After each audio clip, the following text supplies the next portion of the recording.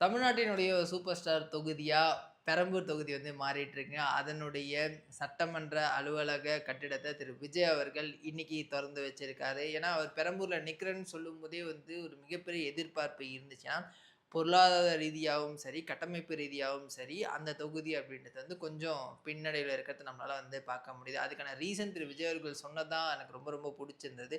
So எங்கெங்கலாம் இன்னும் development இல்லையோ, அந்த தொகுதியில நான் நின்னா தான் அதுக்கான டெவலப்மெண்ட் வரும் அப்படின்ற ரீதியில நான் வந்து பெரம்பூர்ல நிக்கிறேன் அப்படின்னு வந்து சொன்னாரு. சொன்ன முறை நின்னாரு. நின்னு ஜெயிச்சு இன்னைக்கு அந்த தொகுதியினுடைய எம்.எல்.ஏவா இருக்காரு.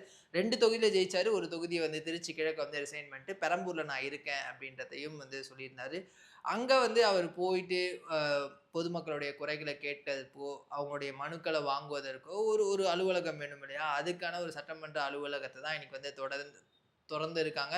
அதுல வந்து பல்வேறு ஸ்பெஷாலிட்டீஸ் வந்து அந்த கட்டிடத்துல இருக்கு அப்படின்ற மாரியான விஷயங்கள்லாம் நம்ம வந்து கேள்விப்படுறோங்க. குறிப்பா வந்து பொதுமக்கள் எந்நேரமும் அங்க போய் தங்களுடைய குறைகள வந்து சொல்லலாம். அதுக்கே அங்க வந்து ஒரு பெர்சன நியமிச்சிருக்காங்க.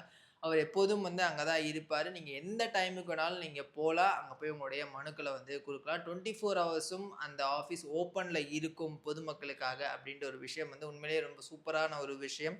என்னென்ன கோரிக்கைகள் இருக்கோ, அது எல்லாத்தையுமே நீங்க வந்து போய் சொல்லலாம். மாதம் ஒரு முறை திரு விஜய் அவர்களே அங்க நேரடியா வந்து பொதுமக்களுடைய குறைகள வந்து கேட்க போறாரு அப்படின்ற மாரியான தகவல்களும் இருக்கு. மாசம் மாசம் அங்க வரப்போறாரு.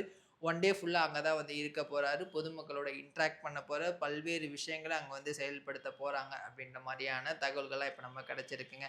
அண்ட் அது மட்டும் இல்லாம புது ரேஷன் கடைஸ்ல வந்து இப்போ ஓப்பன் பண்ணி வச்சிருக்காரு. அங்க வந்து ஒரு புது லைப்ரரி ஓப்பன் பண்ணுவதற்கான ஒரு திட்டமும் வந்து இருக்கு. அங்க இருக்கக்கூடிய இளைஞர்களுடைய வேலைவாய்ப்ப அடுத்த கட்டத்துக்கு கொண்டு போணும் அப்படின்ற முனைப்புல வந்து பல்வேறு அ இந்த வாக் இன் இன்டர்வியூஸ் இருக்கு. அந்த மாரியான விஷயங்கள் வந்து பண்ண போறதெல்லாம் வந்து தகவல் இருக்குங்க. ஸோ பொதுமக்கள் எந்நேரமா இருந்தாலும் நீங்க அங்க போயிட்டு உங்களுடைய குறைகள வந்து சொல்லலாம். நீங்க பெரம்பூர் தொகுதியில இருந்தீங்க அப்படின்னா, அந்த அலுவலகம் எப்படி இருக்கு? இன்னைக்கு திரு விஜய் அவர்கள் ஓப்பன் பண்ணும்போது எப்படி இருந்துச்சு? அப்படின்றத வந்து கீழ கமெண்ட் பண்ணுங்க. And thank you.